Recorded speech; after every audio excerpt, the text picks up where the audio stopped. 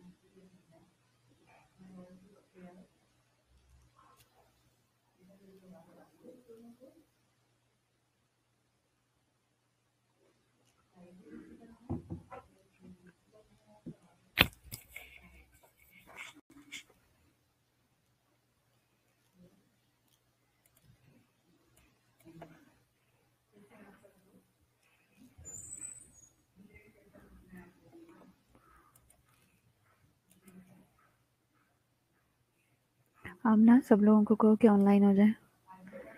जी आमना, कैसी हो? वालेकुम सलाम। सबको ग्रुप में बोलो कि ऑनलाइन हो, जल्दी से, टाइम वेस्ट ना करें, बहुत ज़्यादा टाइम हो गया।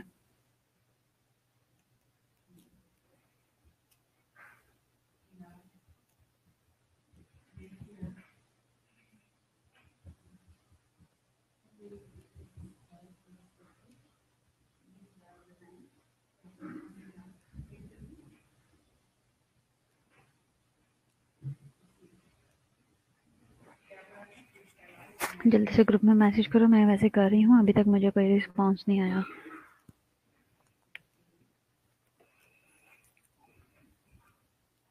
जी, और कौन ऑनलाइन हुआ?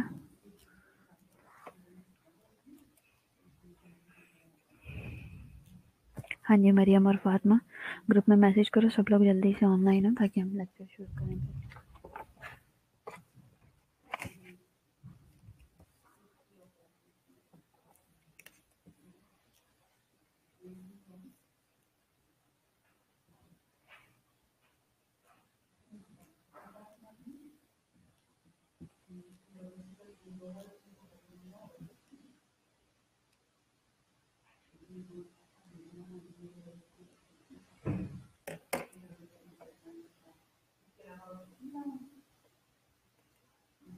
हाँ जी फातिमा।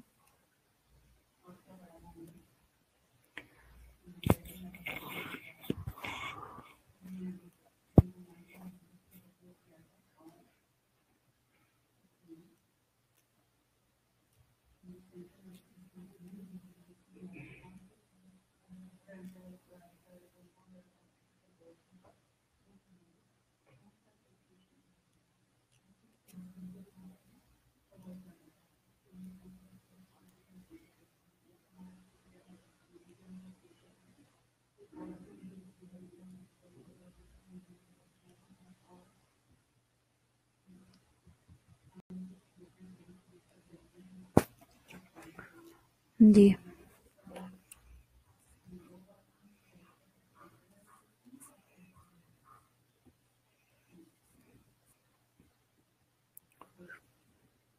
जी, शाहिदा कैसी हो?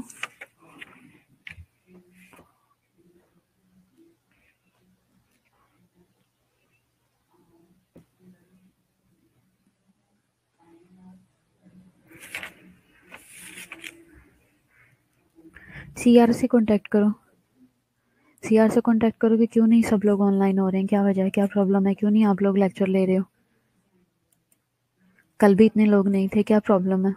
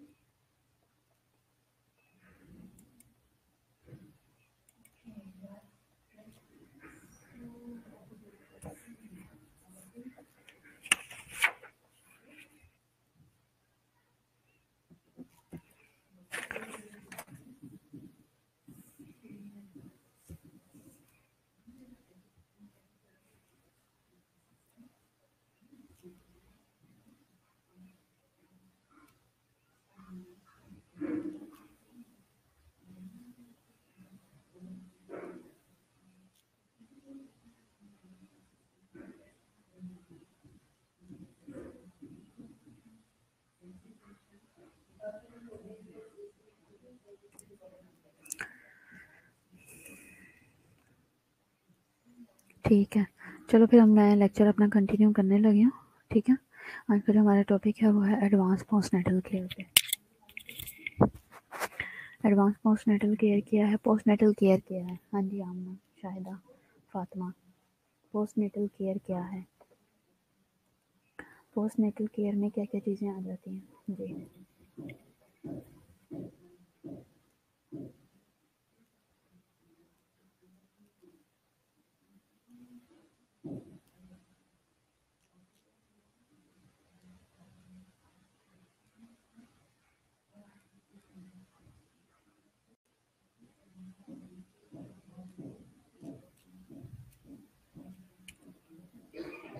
हाँ जी, एडवांस पोस्टनेटल केयर क्या है? ठीक है फातिमा, चलो छोड़ो, अभी आप लोग लेक्चर में पार्टिसिपेट करो। आज का जो मैं आपको टॉपिक पढ़ाने लगी हूँ पोस्टनेटल केयर। इस पिक्चर से आपको क्या शो हो रहा है कि हम क्या पढ़ने वाले हैं आज? ये जो आपके पास फ्रंट पे पिक्चर शो हो रही है सबको?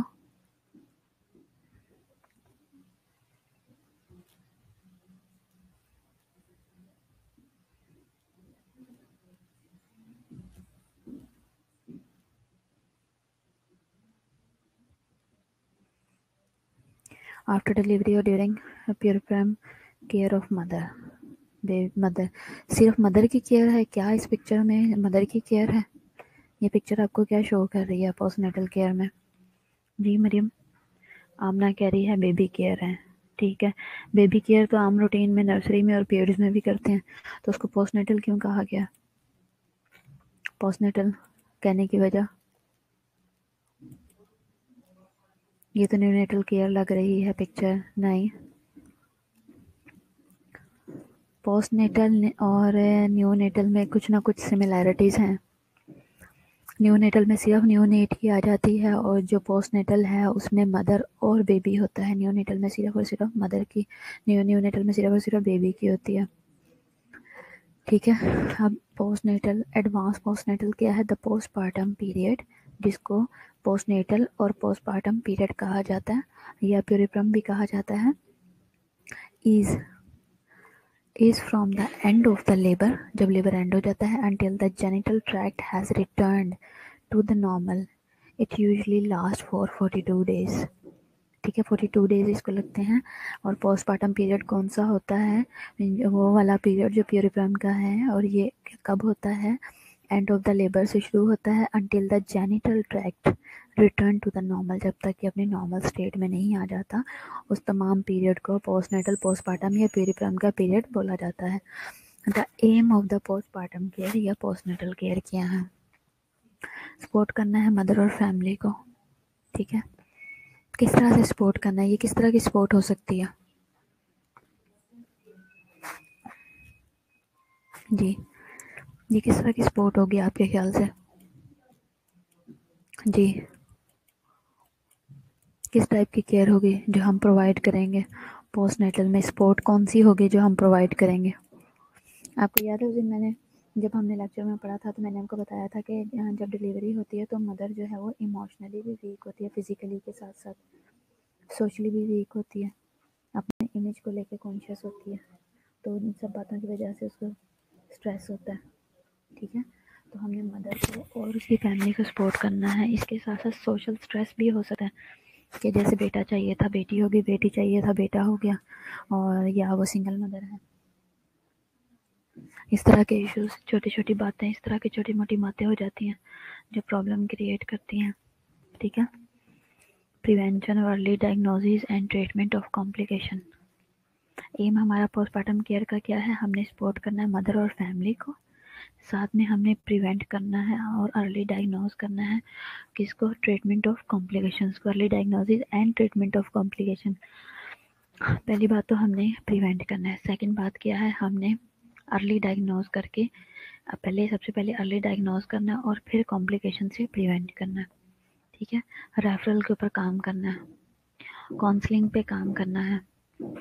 ठीक है, कि रेफरल में अगर जैसे रूरल हेल्थ सेंटर हैं, बेसिक हेल्थ यूनिट्स वगैरह हैं, इस तरह की जो जगहें हैं वहाँ पे प्रॉपर केयर प्रोवाइड नहीं की जाती, तो वहाँ पे अगर किसी को रेफरल की ज़रूरत है, रेफ़र करने की ज़रूरत है, तो वो हमारा एम है पोस्टमार्टम केयर का कि हम अगर ड्यूरिंग डिलीवरी कोई कॉम्प्लिकेशंस हुई हैं और पेशेंट ने घर में ही डिलीवरी करवाई, तो पोस्टमार्टम केयर में विजिट्स के दौरान जो एलएचवीज हैं या कम्युनिटी हेल्थ नर्स हैं, जब वो विजिट करती है तो वो ऑब्जर्व करती है कि पेशेंट को इस चीज़ की ज़रूरत है केयर की या जिस भी चीज़ की, तो वो उसको केयर प्रोवाइड करनी है, और अगर रेफरल की ज़रूरत है तो उसको रेफ़र करवाना है। काउंसलिंग की ज़रूरत है, काउंसलिंग किस सिचुएशन में काउंसलिंग की ज़रूरत हो सकती है पोस्टमार्टम केयर में? मोस्ट इम्पॉर्टेंट क्या होता है जिस पेशेंट को काउंसल करने की ज़रूरत पड़ती है? जी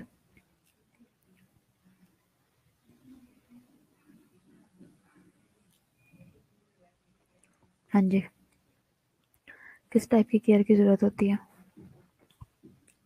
ब्रेस्ट फीडिंग की, ठीक है, गुड। और इसके अलावा और क्या हो सकती है केयर की?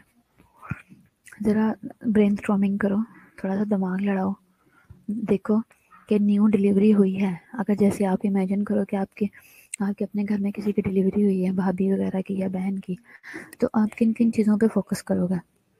जब इस तरह का कोई क्वेश्चन आता है ना, तो ये वो प्रैक्टिकल चीज़ें जो हमने देखी होती हैं, फ़ौरन से अपना ब्रेनस्टॉर्मिंग करो और क्वेश्चन फ़ौरन से आंसर में डाल दो। ब्रेस्ट फीडिंग कर रहे हैं, जब ब्रेस्ट फीडिंग हो रही है तो ब्रेस्ट केयर देना भी इम्पोर्टेंट है, काउंसलिंग की ज़रूरत है ब्रेस्ट केयर की। सेकंड में किस चीज़ की ज़रूरत है कि पर्सनल हाइजीन की बहुत ज़रूरत है, ब्रेस्ट केयर में अच्छी तरह वॉश करने की बहुत ज़रूरत है, ठीक है। फिर उसके बाद अब ये आगे फीड से रिलेटेड, अब फीड से रिलेटेड काउंसलिंग की क्या ज़रूरत है कि बेबी को किस पोजीशन में फीड करानी है, इसकी भी ट्रेनिंग की ज़रूरत है, कितने टाइम तक करानी है, बेबी को वार्म रखना है, हाँ जी आमना, ठीक है, गुड। बेबी को वार्म रखना है, बेबी को बाथ कब दिलवाना है, बेबी को डाइट कैसे कैसे देनी है, कपड़े कैसे पहनाने हैं, उसके सोने उठने का नैप का कौन कौन सा टाइम है, डायपर कैसे चेंज करना है, कितनी कितनी टाइमिंग में करना है, ये सारी बातें बतानी है हमने। ये सब चीज़ों की काउंसलिंग की ज़रूरत है। बेबी की पर्सनल हाइजीन का कैसे ख्याल रखना है, बेबी की कोड केयर कैसे करनी है, ये तमाम चीज़ें हैं, ये हमारे एम ऑफ पोस्टमार्टम में आती हैं, ठीक है, पोस्टमार्टम केयर में। इसके साथ ही the aim of postpartum care में नेक्स्ट है स्पोर्ट ऑफ ब्रेस्ट फीडिंग। हम एक्सप्लेन करेंगे, हम गाइड करेंगे कि स्पोर्ट ऑफ ब्रेस्ट फीडिंग क्या है, किस तरह से बेबी को सपोर्ट करना है, क्या पोजीशन रखनी है, एजुकेट करना है on nutrition and supplementation. Mother को हमारा एम ऑफ पोस्टमार्टम केयर है कि एजुकेट करना है, और किस पे, न्यूट्रिशन पे और सप्लीमेंटेशन पे, कि अब आपको सप्लीमेंट्स की ज़रूरत है, क्योंकि आपने जब डिलीवरी के दौरान आपको बहुत ज़्यादा ब्लीड किया है और आपको बहुत वीकनेस हो गई है, और आपको इस वक्त ज़रूरत है कि आप अच्छी डाइट लो, आप अपनी डाइट को अच्छा करो, मेंटेन करो, ताकि आप जो है जब आप नेक्स्ट बेबी होता है तो आपको सेकेंडरी कॉम्प्लिकेशंस ना हो। अगर बेबी नहीं भी करना और आप जॉबियन हैं या आप घर में भी हैं, तो आपको चक्कर आते हैं, वीकनेस हो रही है, आपको आयरन डेफिशिएंसी हो रही है या किसी भी टाइप की वीकनेस है, तो उसको न्यूट्रिशनल सपोर्ट देनी है, सप्लीमेंट्स बताने हैं, डाइट के बारे में एजुकेट करना है, ठीक है। काउंसलिंग करनी है किस पे, कॉन्ट्रासेप्शन पे and their assumptions of sexual activity, ठीक है। एक तो पहली बात तो ये कि उनको काउंसल करना है कि आपने कॉन्ट्रासेप्टिव डिवाइसेस या कॉन्ट्रासेप्टिव मेथड्स को यूज़ करना है, ठीक है।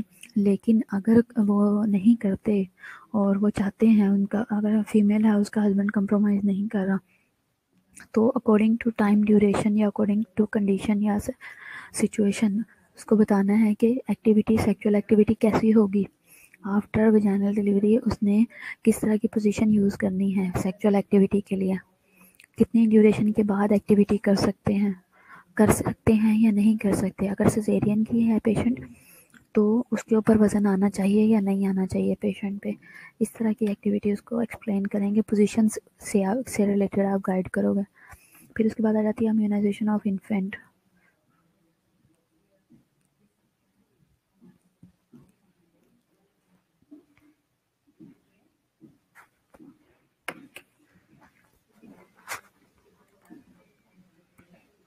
रैशनल क्या है, is to increase the awareness of warning signals, ठीक है, and appropriate interventions at all level, ठीक है। इसका रैशनल है कि हम जो ये सारा कुछ कर रहे हैं, हम जितना भी गाइड कर रहे हैं, इससे रिलेटेड हमें हमारा एम क्या है, ये है कि हम इंक्रीज करना चाहते हैं अवेयरनेस को, ठीक है। पेशेंट को पोस्टमार्टम केयर से रिलेटेड हम अवेयरनेस देना चाह रहे हैं।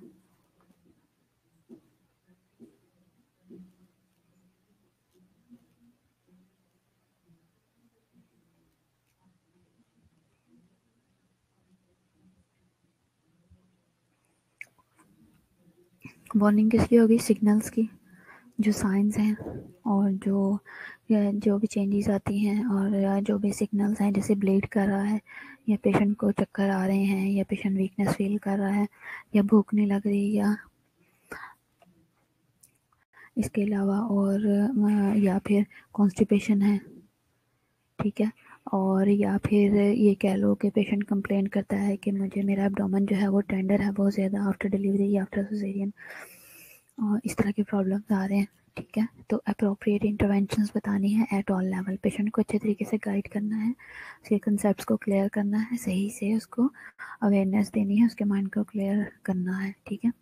अबाउट सेकेंड जो है वो टू ओवर मतलब थर्ड 2/3 जो है of the maternal deaths occur during the postnatal period, ठीक है। क्या है? 2 to 3, अगर 3 है तो 3 में से 2 जो हैं मैटरनल डेथ्स हो जाती हैं ड्यूरिंग द पोस्टनेटल पीरियड।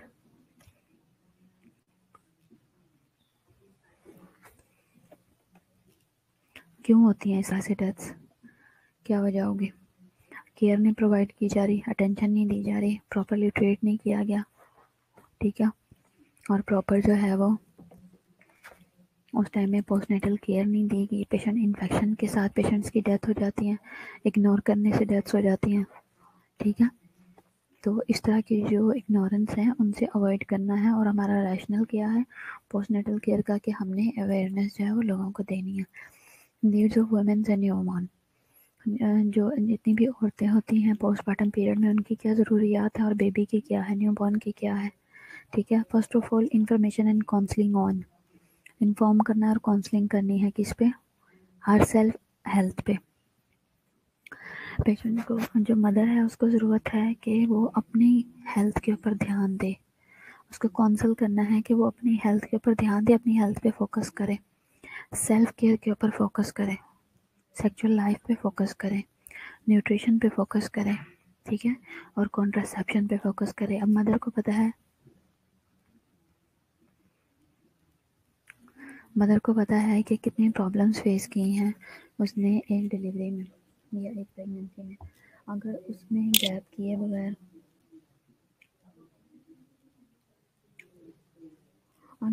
अगर गैप के बगैर और हस्बैंड को गाइड नहीं करती मदर फीमेल जो है, और वो सेकंड बेबी फ़ौरन ही हो जाता है, तो उससे सफ़र कौन करेगा? फीमेल।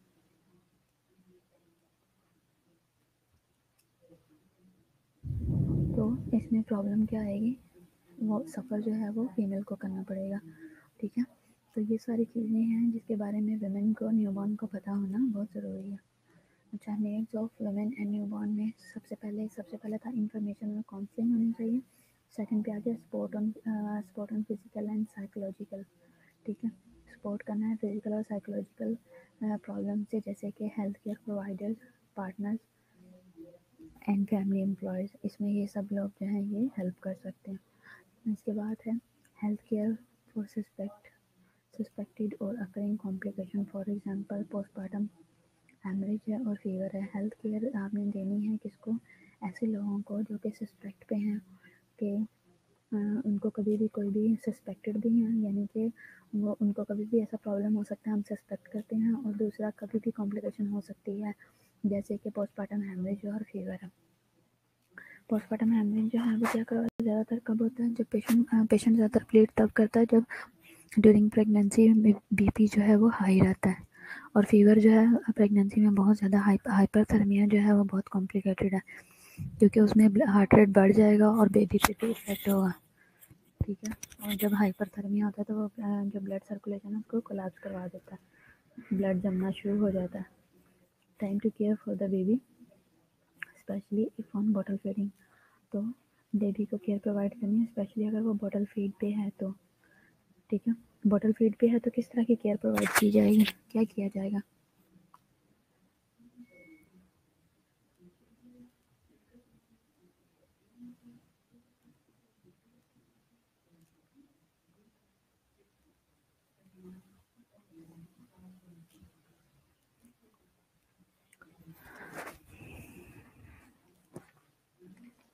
अगर बॉटल फीड पे है तो आपको पता है कि बॉटल जो है उसको वॉश करना है। ठीक है, और हर दफ़ा एक ही बॉटल में नहीं देना, गर्म पानी से अच्छे से वॉश करना है, क्लीन करना है। निपल जो है उसको कवर रखना है, गर्म पानी से उसको वॉश करना है, बॉटल्स को बॉयल करना है। ठीक है, और जब जब आप हाइजीन का ख्याल रखेंगे। हाँ जी फातिमा, ठीक है।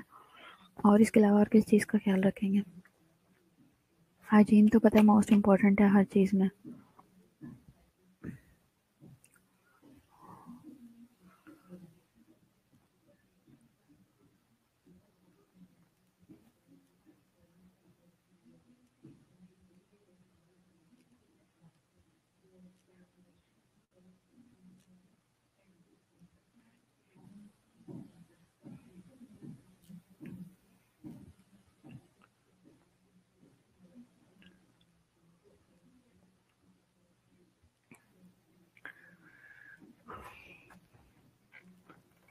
वॉश हैंड्स एंड बॉटल्स, हाँ जी खुश नसीबा ठीक कह रही हो, बिल्कुल ऐसा ही है।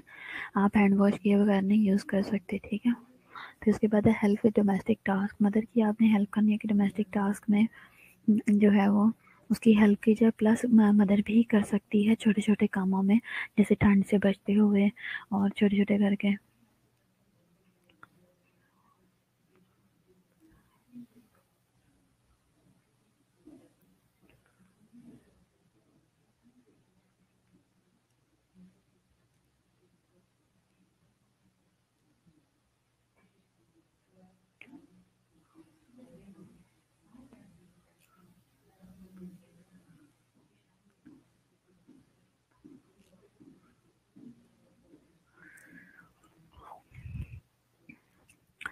सोशल री इंटेग्रेशन में क्या है?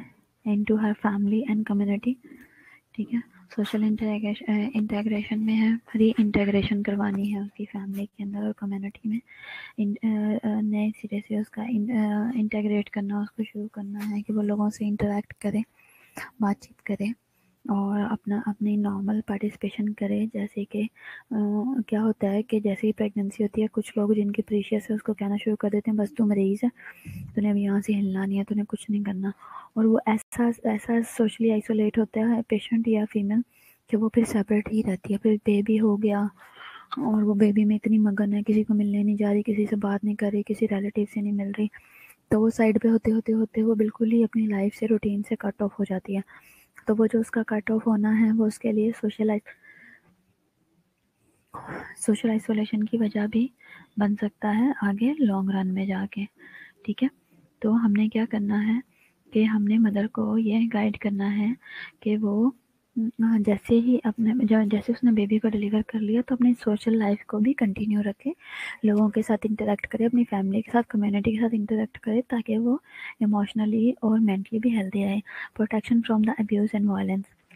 ठीक है, प्रोटेक्ट करना है पेशेंट फीमेल को अब्यूज़ और वायलेंस से, जो कि डोमेस्टिक वायलेंस हो सकता है, किस सिचुएशन में हो सकता है, जब जब औरत जो है वो जब ज़्यादातर जेंडर डिस्क्रिमिनेशन होती है कि हमें बेटा चाहिए था इसने बेटी पैदा कर दिया इस तरह की, या फिर जिनके नहीं हो रहे होते बेबीज उनसे रिलेटेड प्रॉब्लम्स आती हैं और इस तरह से इनएडिक्वेसी है, यानी कि फ़िज़िकल और इमोशनल इनएडिक्वेसी होती है वुमेन को, और यानी कि फ़िज़िकली वो उतनी स्ट्रॉन्ग नहीं है जितनी कि पहले थी, सारे काम भाग भाग के कर लेते, इमोशनल अप्रोच उसकी अच्छी थी। अब वो बेबी में इतना मगन है, सारा दिन परेशान रहती है, सारी रात सोती नहीं है क्योंकि बेबी सोने नहीं देता, और फिज़िकली भी इतनी एक्टिव नहीं है क्योंकि सिज़ेरियन हुआ। सब लोग बाहर जा रहे हैं घूमने के लिए, सब लोग खाना खाने जा रहे हैं, सब लोग शादी में जा रहे हैं, लेकिन ये जो मदर है वो नहीं जा सकती। क्यों? क्योंकि वो फिज़िकली उतनी बेहतर नहीं है। इसलिए बेहतर नहीं है क्योंकि उसका सिज़ेरियन हुआ है, या फिर सिज़ेरियन के दौरान ज़्यादा वीक हो गई थी, या डिलीवरी के दौरान ज़्यादा ब्लीड हुआ, उसकी वजह से वीकनेस फील करती है। इस तरह की सिचुएशन है। लॉस ऑफ मैरिटल इंटीमेसी की वजह से, आइसोलेशन की वजह से मदर को, वुमेन में फियर, पेशेंट को फियर हो सकता है लॉस ऑफ मैरिटल इंटीमेसी की वजह से कि इंटरेक्ट अच्छा नहीं हो रहा। और फिर उसके बाद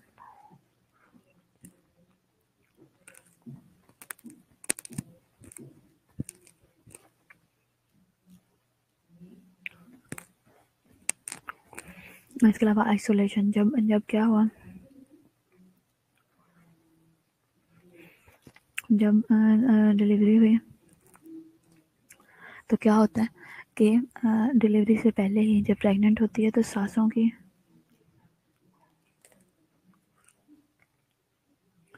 सांस जो होती है उनकी ये कोशिश होती है, स्पेशली जो पुराने दौर की हैं, बाहर नहीं निकलना, लोगों को नहीं मिलना, लोगों को नहीं दिखाना। तो उसकी वजह से ये होता है कि वो सोशली बिल्कुल कट ऑफ हो जाते हैं। हमने अभी बच्चा नहीं दिखाना, हमने लोगों को नहीं मिलवाना, और बाहर ना निकलो, 6 महीने तक बाहर नहीं जाना। उसकी वजह से लोग बहुत ज़्यादा कट ऑफ हो जाते हैं और उसकी वजह से प्रॉब्लम फेस करनी पड़ती है। फिर उसके बाद क्या होता है कि सारा इफ़ेक्ट आता है फीमेल पे। फीमेल पे ये इफ़ेक्ट आता है कि फीमेल जो है वो ज़्यादा अंदर ही अंदर डिप्रेशन आना शुरू होती है, ज़्यादा फियर हो जाता है उसको। और इसके अलावा अब जो आइसोलेशन होगी या आइसोलेटेड है, वो ये भी फील करती है कि मुझे जानबूझ के भी साइड पे किया गया ताकि मैं ना लोगों को मिलूँ, ना इन्हें पता लगे ये इसकी बहू है। लोग इस तरह का भी कंसेप्ट रखते हैं और इस वजह से भी वो थोड़ा सा फियर महसूस करती है। और जो मैरिटल रिलेशन है उनका, वो भी डिस्टर्ब हो जाएगा। हस्बैंड जो है वो अब शादी के बाद मेरे पे ध्यान नहीं देगा, बच्चे के बाद ये भी कंसेप्ट आ जाता है।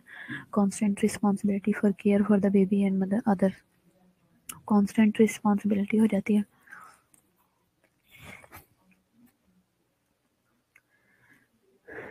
इस चीज़ की मदर के ऊपर को ये फियर होता है कि मेरे ऊपर एक कंटिन्यू एक कांस्टेंट रिस्पॉन्सिबिलिटी आ गई है कि उसने केयर करनी है बेबी की भी और दूसरों की भी।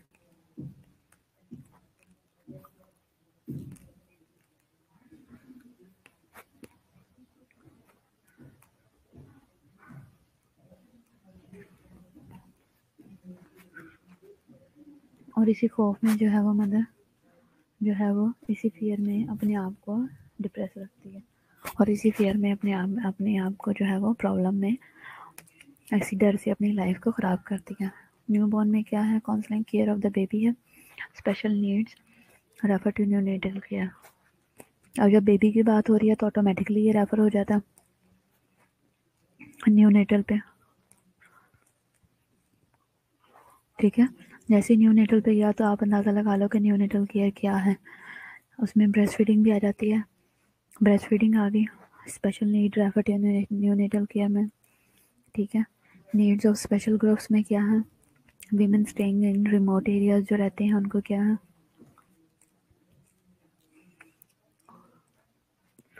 मैटरनल मोर्टेलिटी रेट जो है वो हायर है as compared to general population. Delay discharge होता है from the hospital, step to be taken.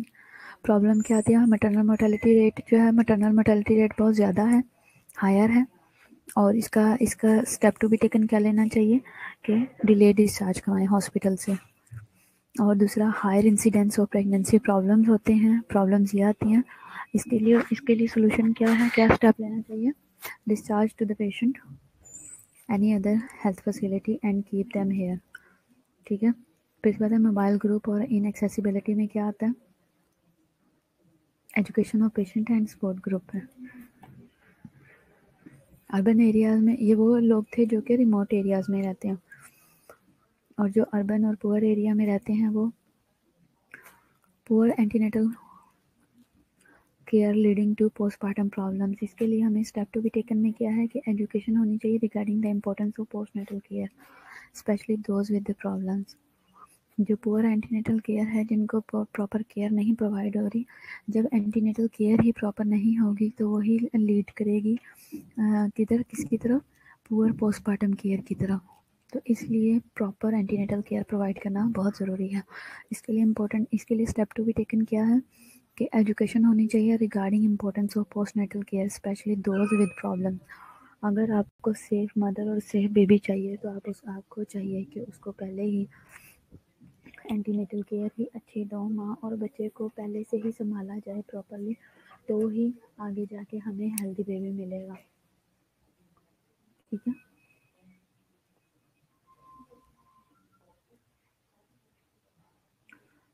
फिर उसके बाद non compliance to postnatal care plan और डिफ़ॉल्टर है तो उनको रीअश्योर करना है और बताना कि care is totally health directed. ठीक है। फिर उसके बाद इनएक्सेसिबिलिटी में और कॉस्ट और इम्प्लीकेशन में availability of services at all centres होना चाहिए। जिनको इनएक्सेसिबिलिटी का प्रॉब्लम आ रहा है, जिनके पास एक्सेस नहीं है, तो ये जो हमारी मैनेजमेंट है, ये जो हमारी हुकूमत है, गवर्नमेंट है, ये उनकी ड्यूटी है कि वो availability of services at all centres जो है वो प्रोवाइड करें। जो सिंगल मदर्स हैं उनके लिए क्या क्या चीज़ें हैं जो हमने प्रोवाइड करनी है। They have poor social support, इनकी सोशल सपोर्ट पुअर होती है। Delay discharge, they should be encourage to see या सोशल वर्कर्स। ठीक है। इनको डिस्चार्ज लेट करें। जो सिंगल मदर है उसे कहें कि आप सोशल वर्कर आप वगैरह आपको देखता रहे। They are usually financially unstable, ये ज़्यादातर फाइनेंशियली अनस्टेबल होते हैं। फीस कैन बी वेव्ड, इनकी फ़ीस जो है वो वेव कर देनी चाहिए। द प्रेगनेंसी में बी अनवांटेड। जो सिंगल मदर्स हैं इन लोगों के बारे में वो कह रहे हैं, एक तो फाइनेंशियल प्रॉब्लम भी होती है इनको, पुअर सोशल सपोर्ट भी पुअर होती है, इनके साथ लोग भी कम ही होते हैं, और दूसरा इनकी प्रेगनेंसी जो है वो भी अनवांटेड होती है ज़्यादातर। तो इनकी जब उन्होंने कहा फाइनेंशियली प्रॉब्लम है तो उनकी फीस जो है वो फीस माफ़ कर देनी चाहिए, वेव कर देनी चाहिए। और जो अनवांटेड प्रेगनेंसी है तो उसके लिए counselling should be given. Options on adoption or social support should be given from the hospital. Illegal immigrants में क्या है? Poor antenatal care leading to postpartum problems. Education regarding the importance of postnatal care, especially those with problem. Illegal जो immigrants होते हैं, जैसे कि जो बाहर के मुल्कों में गए हुए हैं, उनके पास पासपोर्ट वीज़ा नहीं है, लेकिन वो क्या कर रहे हैं कि वो लोग ये कर रहे हैं कि इलीगल जो है वो इमिग्रेंट्स हैं वहाँ पे चोरी छुप के रह रहे हैं, तो उनके एंटीनेटल केयर भी पुअर है, क्योंकि जब उनके पास वीज़ा नहीं है और वहाँ इमिग्रेशन के उनके पास प्रॉपर राइट्स नहीं हैं और कहीं पे छुप के रह रहे हैं, तो उसकी वजह से प्रॉपर एंटीनेटल केयर वो नहीं ले सकते, जिसकी वजह से पुअर पोस्टमार्टम केयर होगी। तो अब एंटीनेटल केयर नहीं अगर लेने जाएंगे तो वहाँ पे उनका पता लग जाएगा कि ये यहाँ पे इलीगल रह रहे हैं। स्टेप्स टू बी टेकन में क्या है कि education regarding the importance of postnatal care, specially those with problem. Education देनी है regarding importance of postnatal care, specially उनको जिनको ये प्रॉब्लम चल रही हैं। Non compliance to postnatal care plan या डिफ़ॉल्टर है, जो कि कंप्लायंस नहीं, प्रॉब्लम है कि कंप्लायंस नहीं है चीज़ों का। आप जितना भी आप उनको गाइड कर दो कि आपने ये केयर लेनी है, ये वाली मेडिसिन खानी है, इस तरह से चेकअप्स करवाने हैं, तो उसका फॉलो अप नहीं किया जाता, ये नॉन कंप्लायंस में आ जाता है। तो इसके लिए हमने स्टेप क्या लेना है, हमने रीअश्योर करना है, और care is totally health directed. Inaccessibility और कॉस्ट एंड इम्प्लीकेशन आती है प्रॉब्लम। एक्सेसिबल नहीं है, महंगा ज़्यादा है, और इम्प्लीकेशन नहीं हो रही, तो इसके लिए क्या है कि हमने वेव कर देने हैं charges for indicated care refer to fee act. ठीक है। लीगल और इमिग्रेंट इम्प्लीकेशन में क्या है, availability services to all centres होना चाहिए। प्लेसेस पोस्टनेटल केयर के लिए क्या क्या है, कहाँ कहाँ पे पोस्टनेटल केयर प्रोवाइड की जाती है? फर्स्ट ऑफ ऑल हॉस्पिटल में, मैटरनिटी होम्स में, घरों में, और क्लिनिक्स पे। 4 ऐसी जगह हैं। लोग कोऑपरेट नहीं करते। हाँ जी सुबह बिल्कुल ऐसा ही है, लोग कोऑपरेट नहीं करते, और इसमें सफ़र जो है वो बेचारी फीमेल करती है। और एक तो कोऑपरेट नहीं करना, दूसरे ताने अलहदा, है ना, दुनियादारी में। कौन सी ऐसी प्लेसेस हैं जहाँ पे पोस्टनेटल केयर प्रोवाइड की जाती है? फर्स्ट ऑफ ऑल है हॉस्पिटल, सेकंड पे होम है, फिर मैटरनिटी होम है, और क्लिनिक्स हैं। ठीक है, ये 4 जगहें हैं जहाँ पे केयर प्रोवाइड की जाती है।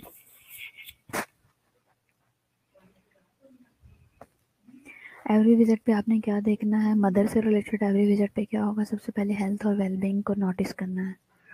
ठीक है, सिम्टम्स ऑफ एबनॉर्मल लॉकिया है तो वो देखना है, चेस्ट पेन तो नहीं है, डिफ़िकल्टी इन ब्रीदिंग तो नहीं है, रेडनेस और इन्फ्लामेशन ऑफ लोअर लिम्स तो नहीं है।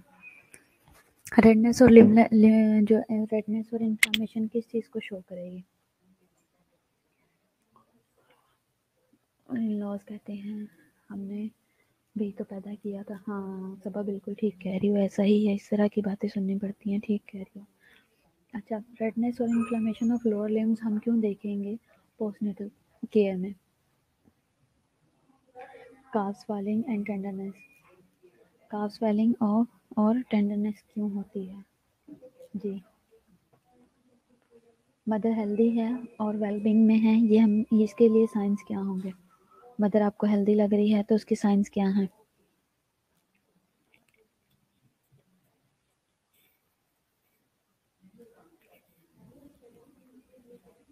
इन्फेक्शन है, ठीक है। नहीं, इन्फेक्शन से रेडनेस और इन्फ्लामेशन लोअर लिम्स पे नहीं होगी। अगर कोई इन्फेक्शन में फिर आएगा कि कोई स्किन एलर्जी वगैरह तो नहीं है? और इसके अलावा क्या होगा इन्फेक्शन के अलावा? आफ्टर डिलीवरी बात कर रहे हैं।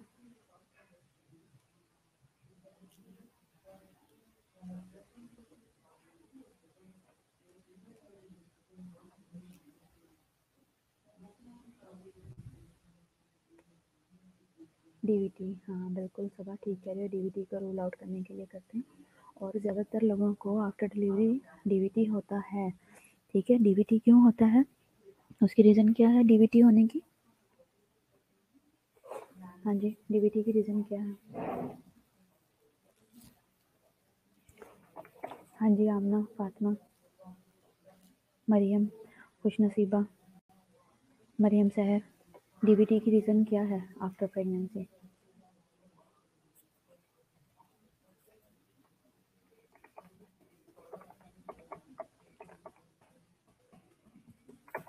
जी, डीवीटी की रीज़न क्या है? इमोबिलाइजेशन है, ठीक है, गुड। और इसके अलावा और क्या रीज़न हो सकती है?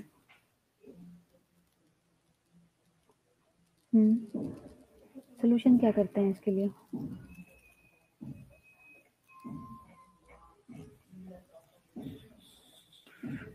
इमोबिलाइजेशन होगी, और इसके अलावा क्या है? जी,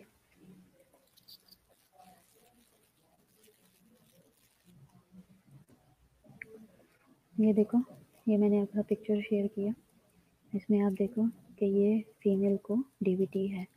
ठीक है, after blood clot what to do? Basically इसमें होता ये है कि ब्लड जो है वो वेन्स के अंदर क्लॉट होना शुरू हो जाता है लिम्स के अंदर। क्यों? एक तो सर्जरी हुई है, स्पेशली आफ्टर सर्जरी ज़्यादा होता है, सिजेरियन की वजह से ज़्यादा होता है। तो उसमें ये होता है कि क्लैक्सिन लगाते हैं, लेग्स के ऊपर जो है वो लगा के रखते हैं, स्टॉकिंग वगैरह पहना के रखते हैं ताकि वार्म रहे, सर्कुलेशन होती रहे, और लिम्स को मूव करवाते हैं। इसलिए आफ्टर सर्जरी पेशेंट को एम्बुलेट करवा देते हैं विदिन 24 आवर्स। ठीक है, आपने देखा है कि पेशेंट को मोबिलाइज करवा देते हैं, स्टॉकिंग पहनाते हैं, मोबाइल का स्टॉकिंग पहनाते हैं और एंटीकोगुलेंट देते हैं बिल्कुल। और ये आफ्टर सिजेरियन देते हैं, क्लैक्सिन वगैरह लगाते हैं। और जिनको नहीं लगाया जाता उनके और उनकी टांगें वगैरह चेक करते हैं, लेग्स वगैरह को देखते हैं, सेल्यूलाइटिस हो जाता है बिल्कुल, तो इनको चेक करना बहुत ज़रूरी है, अदरवाइज सेकेंडरी कॉम्प्लिकेशंस हो जाती हैं। ठीक है, जैसे कि ये आप देख सकते हैं इस पिक्चर में है। ठीक है, ये देखो, ये किस तरह से वेन्स जो हैं वो ये कोलैप्स हो गई हुई हैं, कोलैप्स नहीं कहेंगे, इकट्ठी हो गई हुई हैं, और इस तरीके इन्होंने एक जगह पे इकट्ठे होके प्रॉब्लम बना दिया।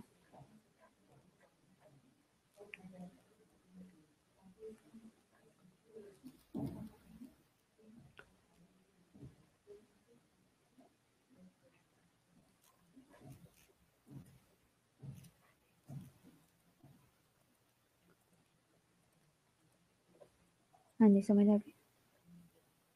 हम वापस स्लाइड्स पे जाएंगे। जी ठीक है। मेडिसिन के साइड इफ़ेक्ट्स भी होते हैं। मेडिसिन कौन सी के साइड इफ़ेक्ट होते हैं? कौन सी ऐसी मेडिसिन है जिसके साइड इफ़ेक्ट पे डीवीटी होता है?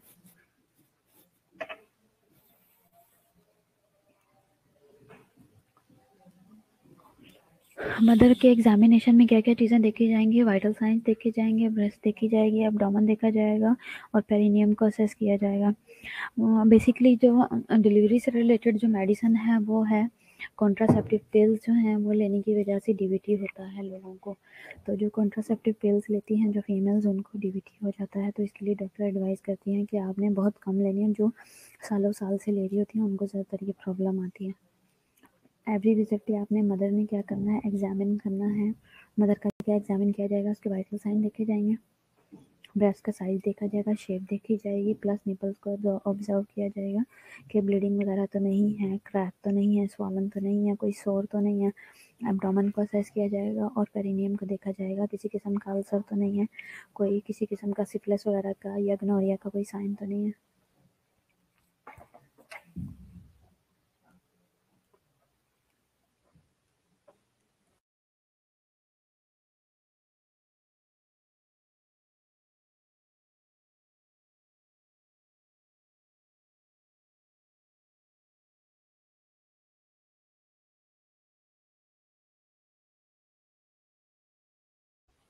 इसके अलावा क्या है?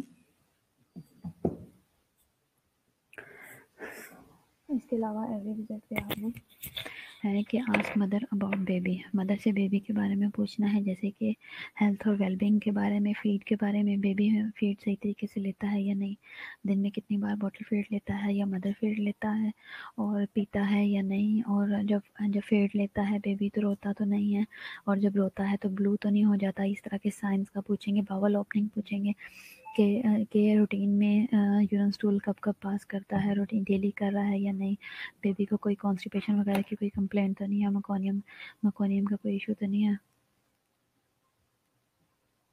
इस तरह की चीज़ें हैं। ठीक है। पास यूरन का पूछेंगे कि बेबी रूटीन में यूरन पास कर रहा है, बिल्कुल ठीक है। तो यूरन की कोई कॉम्प्लिकेशन तो नहीं है। अदर कंसर्न्स के बारे में पूछेंगे, जैसे कि बॉडी पे कोई जैसे बेबी रोता है, मूव करता है, अपने लिम्स को मूव करता है या नहीं, और जब बोलते हैं तो आपकी बात का रिस्पॉन्ड करता है, जब जब आप बात करते हैं तो आपकी तरफ देखता है, या आप कुछ भी शोर वगैरह वाली चीज़ करते हो तो क्या आपकी तरफ ध्यान होता है, अटेंशन देता है। जैसे आप घूमते हो आपके साथ साथ अपनी नज़रें घुमाने की या घूमने की कोशिश करता है। इस तरह की क्वेश्चनिंग करेंगे। तो ये चीज़ जो है हमें शो करवाती है कि बेबी के का रिस्पॉन्स अच्छा है, उसके रिफ्लेक्सेस अच्छे हैं, और फिर कान भी ठीक है। इससे ये शो होता है कि अगर वो शोर को सुनता है और शोर को रिस्पॉन्ड करता है तो इसका मतलब है कि बेबी के कान ठीक है। ठीक है। अदर कंसर्न्स में ये चीज़ें आ जाएंगी। और इसके अलावा और क्या चीज़ें होती हैं?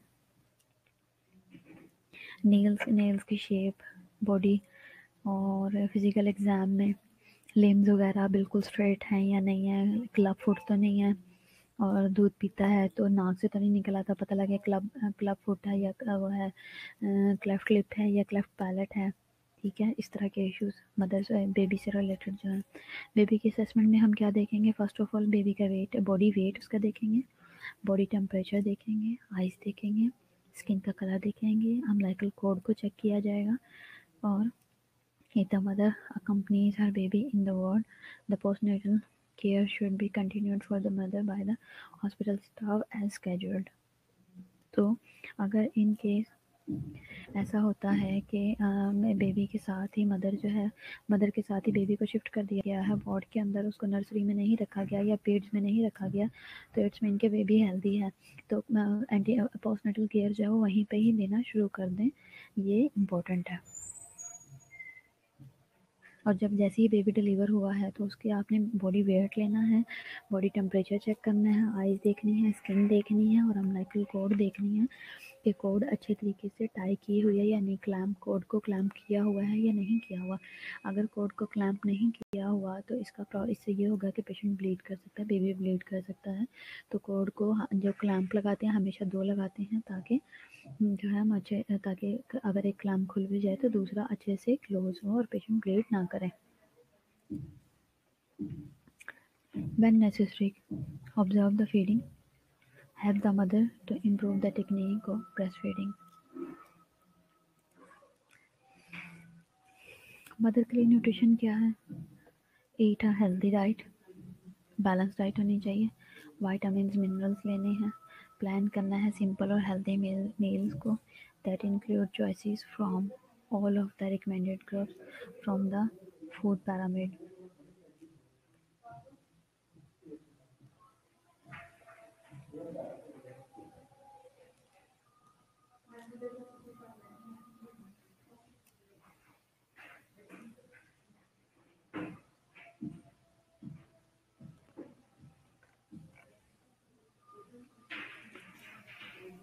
जैसे कि ये पिरामिड है, ये आप देख सकते हैं, बैलेंस डाइट है, कंज्यूम जो फैट्स हैं ऑयल्स हैं ये कम लेने हैं, इसके अलावा जो मीट वगैरह से रिलेटेड है वो आपने मॉडरेट लेना है, और जो फ्रूट्स हैं वेजिटेबल्स हैं वो मोर कंज्यूम करना है एटलीस्ट 5 सर्विंग्स में, और जो दालें हैं और सब्जियां वगैरह हैं प्रोटीन डाइट है वो आपने 8 to 12 सर्विंग्स में आपने ज़रूर लेनी है ताकि प्रोटीन भी जाए, और वेजिटेबल और जो फ्रूट्स वगैरह हैं वो आपने कम से कम भी 5 सर्विंग में पेशेंट को एडवाइस करना है कि वो 5 सर्विंग में ले। इसके अलावा जो जितनी भी फैट वाली डाइट है, गोश्त वगैरह है, मीट से रिलेटेड जितनी भी हैं, चाहे रेड मीट है या वाइट मीट है, उसको आपने कंज्यूम करना है मॉडरेशन में, और जो ऑयल्स हैं और बटर है, घी है, इस तरह की चीज़ें कम से कम कंज्यूम करनी है।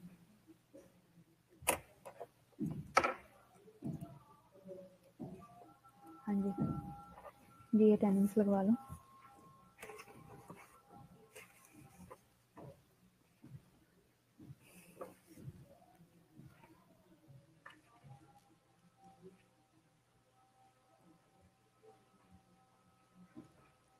हाँ जी, अटेंडेंस लगवा लो आप लोग।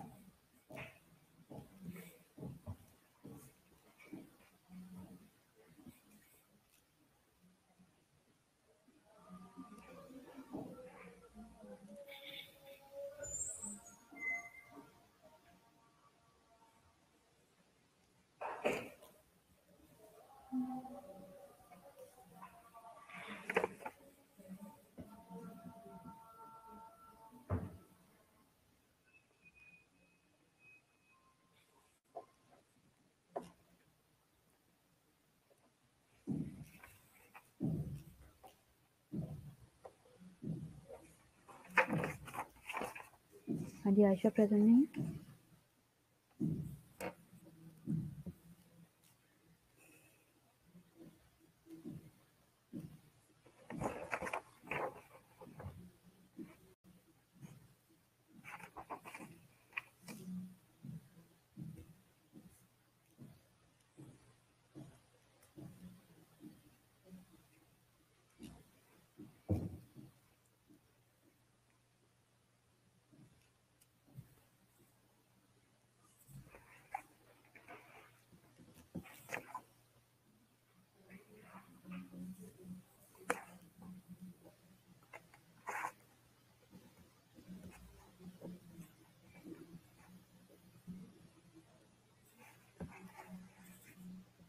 ये सुंदर से है और मारिया तुफैल है, इन लोगों ने अभी अभी मैसेज किए हैं, ये उस वक्त से पूरी क्लास में नहीं थे, आप लोगों की अटेंडेंस नहीं मार्क होगी, आप लोगों ने लेक्चर नहीं लिया, मारिया तुफैल ने भी लेक्चर नहीं लिया।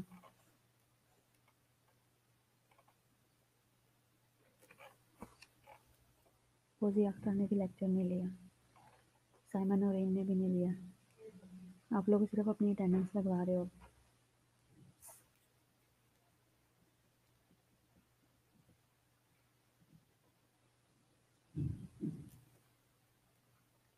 फौजिया बतूल भी अभी प्रेजेंट हुई है।